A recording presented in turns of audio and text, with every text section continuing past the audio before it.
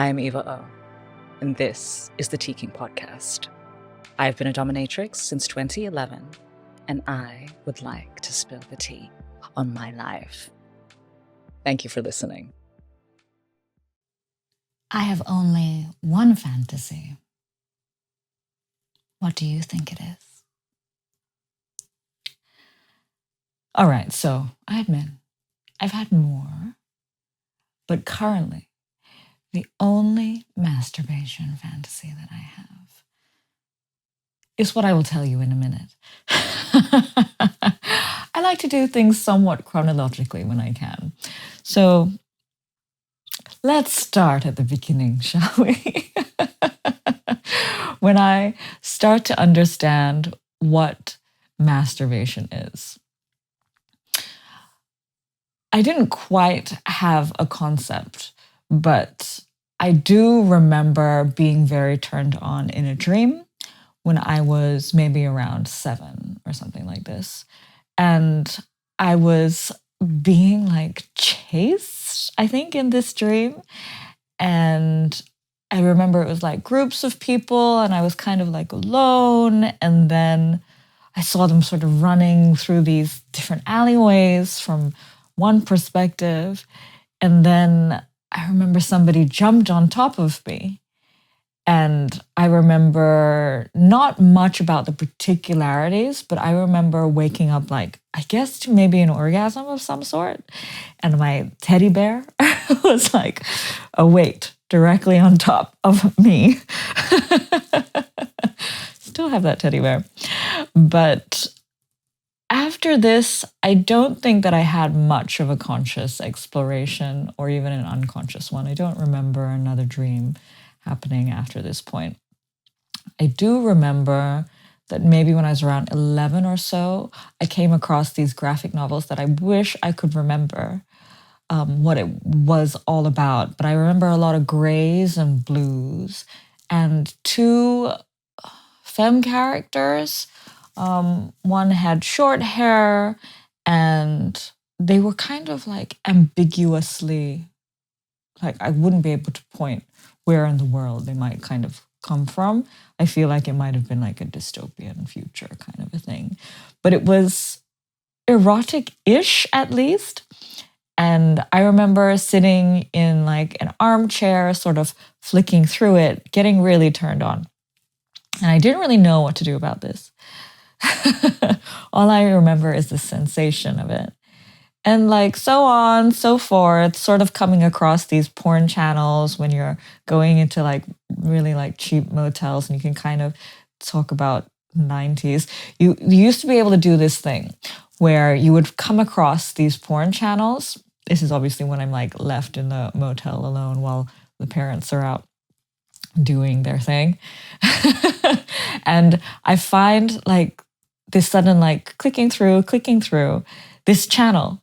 And I'm not exactly sure what was happening, but it was like a mass of bodies of some sort. And I remember that really doing it for me. And I would just kind of like flick back and forth. And I think those might have been the first moments that I had ever seen porn.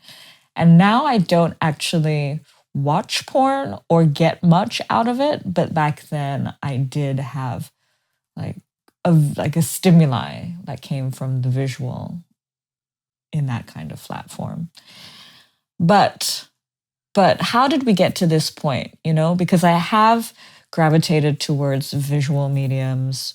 Obviously, I came from maybe a dreamscape into the graphic novels, into the split seconds of porn where you'd kind of flick back and forth so you can just sort of watch that free second and then you flip out, watch the free second, flip out, watch the free second.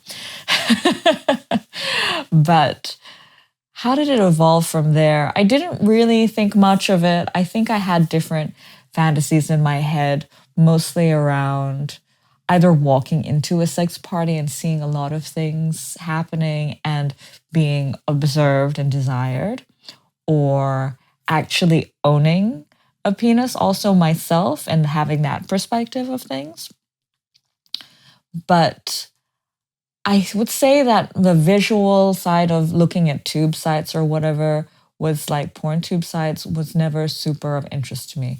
And by the way, pay for your porn. It is much more likely to actually go to the performers this way. And you're also much more likely to come across porn that is made with ethical considerations this way. So that can be directly from a creator or like an independent studio. But lesson aside, lesson aside, I did have a brief moment where I was kind of fascinated with hentai, which is, if you don't know what that is, it's like a sort of animation, animated, sexualized images, really blown out of proportion kind of stuff. And then I had like a little bit of like a blown out of proportion like thing with seeing huge tits.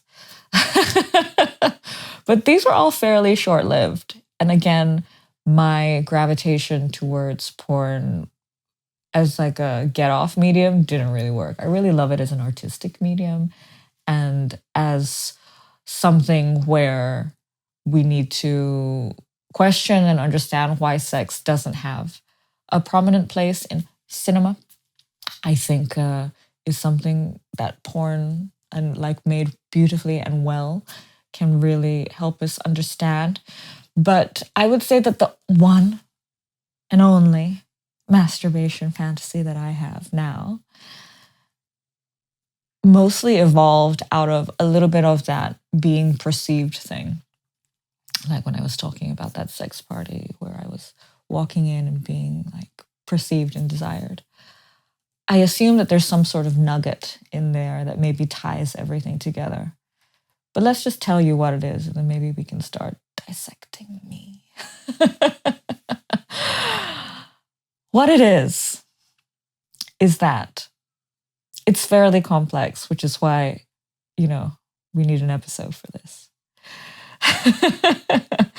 What it is that there's a political climate and there's a societal culture that comes off of that. And I mean, when I'm calling this up, obviously I don't have to brief myself. I can just understand that this is the political climate. But because you're fresh to this fantasy, I will indulge you. And what this political climate is, or the societal framework that has come off of it, is that human interaction, like human to human interaction, is not prominent anymore. That it's almost seen as something unnecessary or sidelined. And actually, if you really want to do that, you can pay into a simulation of what that can look like. So maybe a not too distant future. But already all of these thoughts about why it is that I'm fantasizing about this comes through my head. But no, we're going to leave that to later. So there's this climate, yeah? And within this world, we meet just one individual. This one individual walks into one of these facilities where you can purchase such an experience to feel what it's like to be interacting with another human. But of course, it's human-like. Not actually human. But here's where we throw the kicker in. I managed to infiltrate the system. Somehow, who knows? I haven't figured out that part of the story yet. Maybe I own the place. But I get into this system somehow, and I place myself in place of one of these robots, I guess. And how this facility is sort of run is that you pay for a certain amount of time or a certain sort of open-ended experience, and you are brought into a space. But this isn't just a room, so to speak. This is a space that morphs around you according to what I have programmed. And in this instance, you're not going in asking for a specific experience. You're going in for an unknown experience. In my fantasy world, I haven't ranged that unknown to extreme violence or anything. I've sort of just left it at unknown and still like, you're not in too much danger. But I'm wondering if I should add something else. Anyway, it's already complicated, isn't it? Anyway, so this individual has walked into this facility, into this space that will morph around them, that is determined by the people or the organisms that have programmed this space and this potential experience that you've paid for. And this individual walks into my space. And it's set up sort of like a bar, you know, but like just a strip of a bar along a wall and kind of pitch black darkness around it. And it's just a very softly lit bar. And there's not really any drinks behind it. There's only one stool sort of next to me. And I'm stood by the bar, not looking at this person who's come in. And so this person imagines that there is this simulation that has set up a bar with a simulation of me. And they walk towards me. And usually I switch up what this person looks like. Often it's just so that they don't look anything like my clients. So that I can have a little bit of like fun, you know, separate from work. And it's usually a penis owner though. And they walk towards me, the simulation, but not simulation. And we start speaking, but I don't actually have a dialogue about what we're speaking about. I just have emotions that are happening, which I guess, you know, tells you a lot about how I operate. But again, we're not dissecting this yet. We are just telling you what it is, right? Obviously, I'm trying to keep myself to some sort of structure here. So this person comes in, and the emotions that are exchanged or created in this person by me, the non-simulation, simulation, whatever. And they are kind of like intrigue and connection and burgeoning desire and intimacy. Yeah. But there is that tension of what is supposed to happen, you know, like, how is this supposed to evolve? Where are the rules here about what I, this human that's walked in, is supposed to do or not to do? Maybe I'll just let the robot kind of deal with it. And so I, the not actually robot, but currently perceived as a robot, I'm drawing out all of this desire, this intimacy out of this person. And as this is happening, my outfit, which is like usually a really long dress at this stage, like starts to sort of get tighter on me. And it starts to morph and it starts to get smaller and more iridescent, just as kind of the conversation keeps going. And I mean, I'm not sitting here like jerking off for hours. Like I can go through this scenario in about a minute and we're cool. But but in order to explain everything, it obviously seems to take quite a while because we haven't even gotten like halfway through yet. And so the dress is morphing, and it's becoming smaller and smaller. And this person starts to notice the shape of my body and the way that it grips, like each curve, and even how it's sort of like inching down the chest and tightening around the nipples. And they're getting really turned on by this. And I start to inch closer towards actually touching them, but not with my hands, but with like a part of me. So like maybe the side of my body, or just the side of my hip. And again, this conversation that I have no idea what the words are continues, and the desire is getting stronger from this person. And I suggest that we shift spaces. And this person kind of gets thrown to the other side of the room, not in a super violent way, but in a suddenly there's a change of scene way. And they're sitting on this sofa, like pretty deep and like quite wide-ish and comfortable. It's dark in color. And again, it's very, very dark in this other corner of the room. The bar has gone. It's totally like out of sight, like gone now. And what happens is that before any lights come on, there's like a soft hue. There's this auditory, almost hallucination that starts to happen around this person. Almost like a chanting of sorts, but it's my voice. And it's kind of like enveloping them. Not just like stereo, but like in multiple channels, sort of around their being, until it starts to feel like it's coming from inside them.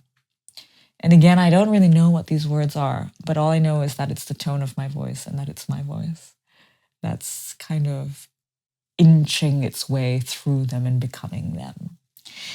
And as that happens, this point of light sort of comes like right in front of them. And I'm like, and like a pedestal sort of appears, like a wide sort of pedestal. And I am on top of it. This time in very, very little.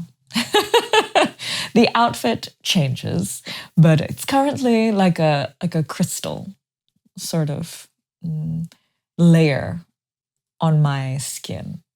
Is it crystal or is it skin? Is it crystal or is it skin? And there begins like sort of like a display of sorts. Like I've never been a stripper, so I don't really know how to own those bodily movements, but I used to dance. And so I guess I know how to feel into being a little bit on display.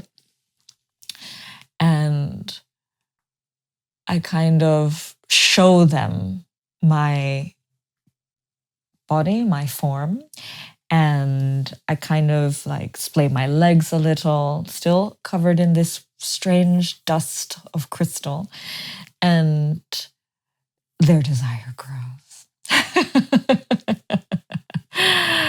But they're not touching me still. They're still in the world where they've come from, right? Where this touch, even with a simulation, is not familiar anymore and feels out of bounds. And I start to inch myself off of the platform and onto them. The platform sort of moves on its own closer to the sofa and this person. And I kind of begin, I think, by, again, touching them with parts of me. So whether that's my heel and my feet, or whether it's up against my thigh. Not dance, but sort of just like starting to merge. And so on and so forth. This merging of like getting them familiar with my body and starting to feel into the body is happening. And then things get pretty intimate pretty quickly. I start to sort of push my back and my butt into their body. And they start to kind of have their face against my neck and start to sort of breathe me in. And this is, I think, when things start to shift and really start to get to the kicker for me. And things start to shift in that the person is starting to think, hang on, this this doesn't feel like a simulation anymore. This feels like something human. But it's like they can't really believe it yet, but it's just this inkling of like, hang on.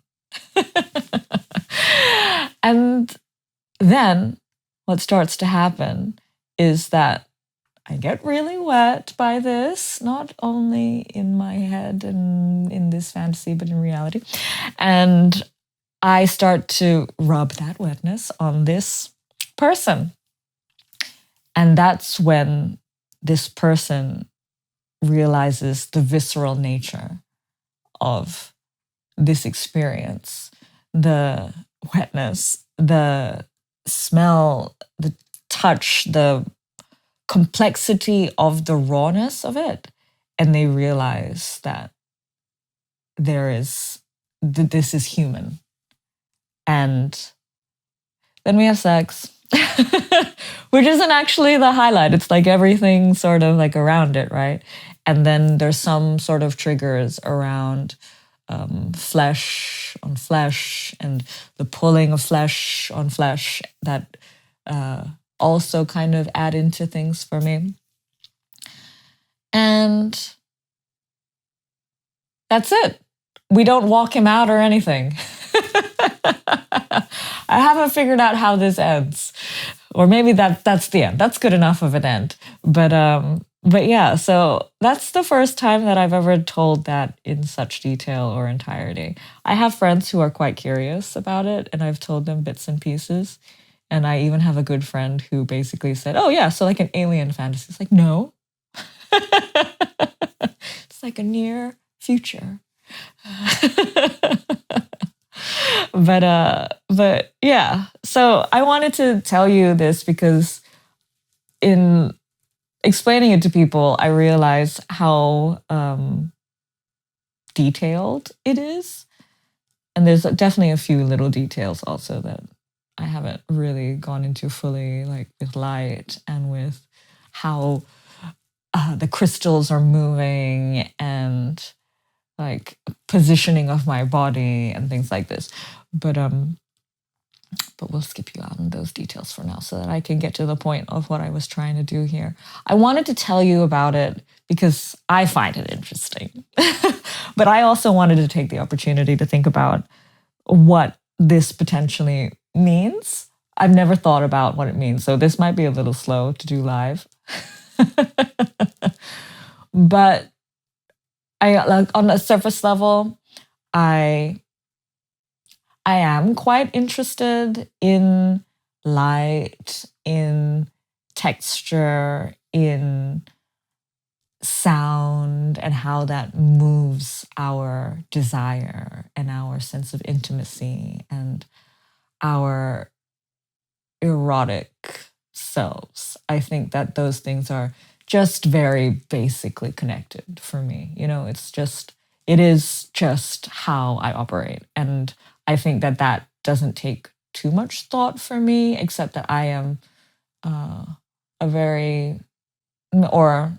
I don't know, that I'm a person who's quite sensitive to stimuli, and therefore it can really shift how I feel. And therefore that's all of these facets are what I use in my work and how I use myself and my space and my capacity in order to seduce others. So I think that kind of explains a lot of, you know, why there's so many sensorial elements to it. But I think maybe it's really doesn't take so much thinking. Maybe I think I've picked up, you know, things like understanding what it's like to feel a certain part of my body on somebody or how they might perceive it. I think that maybe it just has a lot to do with my experience, you know, and the experience that I've been able to gather through work, seeing so many people and seeing how they react and feeling how they react and learning and knowing how they react. And is reaction so important to me? Yeah, I guess I am more I'm more the person who's interested in getting that feedback than I am about just what I'm doing. I guess I'm quite an interactive entity as opposed to a fetishist. And when I say that, I mean like maybe I have a fetish for reaction and I need that specific reaction. But the fact that it is something that needs to come from someone else maybe makes it seem more social than fetishes, which can be quite, I'm interested in this specific shoe, that can be quite non-personal. Yeah, except to the person desiring it. I don't know. Maybe there are no answers to be had. But is that what you thought that my fantasy was going to be? I mean, since I shared that fantasy sort of with some slaves of mine, I've gotten some interesting interpretations, actually. I've got this one great story about this dominatrix of the future and the slave integrated elements of like how to change the outfit and how they had augmented themselves. That was just quite interesting. Yeah, which actually reminds me of, I mean, this is going bloody everywhere now. I've told you my fantasy. I did what I had to do. So now I can go where I want to go, right? Even though I feel like maybe we didn't really dissect it that much, but do I feel like dissecting that much? I'm going to take a small moment to tell you about an animation that I really, really like, and then maybe we can go back to dissecting it. But you know that series, that animated series on Netflix, which is like, is it Love, Death, Robots or something like that? I think in the first season, there's an episode called Zima Bloom, which I think might be my favorite. I know that a lot of the other ones can be much more decorated, but the poetry of that and how it links into how far we might. Okay, I think it's easier if I explain some of it, but I will try not to give it away. But essentially, it's this entity that has gone through so many different ways of upgrading themselves and searching for bigger and grander and more explosive ways of being and creating, and how and what that brings them to. And I'm reminded of that because of the way that I alter myself in this fantasy, as well as what the slaves who have been inspired by my fantasy have created in terms of like fan fiction stories, sort of. Fans of me. Yeah. And maybe I'll go into that another time. I think that's good for another episode. But back to my fantasy, where there is this political and social climate, where there is this facility that people are buying into an unknown in maybe quite a predictable universe otherwise, into where I am shifting senses in order to instigate emotional responses. I think that perhaps explaining it like that to me tells me that perhaps that is just the current state of affairs, but just a slightly more blown out of proportion version. And maybe that's a way of me framing my work in a space. And maybe I am actually doing what I desire, which is a nice thought, right? That if it's just a slightly blown out of proportion version of what I get to do, I think that's pretty nice. But that point where they realize that I'm human, does that speak to my work at all? I guess that, is there a dehumanization that happens? I don't think so, I think a lot of the times people obviously understand that they're like buying like a period of time and a service with another human. And I think that that is the kicker for them, right? They could go to just jerking off, which is cheaper. Or like a sex doll, which is a whole other episode. But they chose to see a sex worker, right? They chose to see a human. And even though it's a human that is altering their personality to fit a certain moment of time, in that, like, we do things like maybe we would listen more than we would be bothered to if you weren't paying us for our time. So there's that. But then there are also instances where people are doing that in marriages, for example, because they're getting a payoff in another way. But we can talk about the transactional nature of human exchange in another episode. But for now, now you know the one thing that gets me off. What are you going to do with that information? Or how could I enhance my current fantasy? Please write them in the show notes or episode notes or whatever the hell they're called on Spotify. But yeah, thank you for indulging me as always. And it's been lovely to expose myself to you yet again. So thank you for listening. And I'll speak with you next time.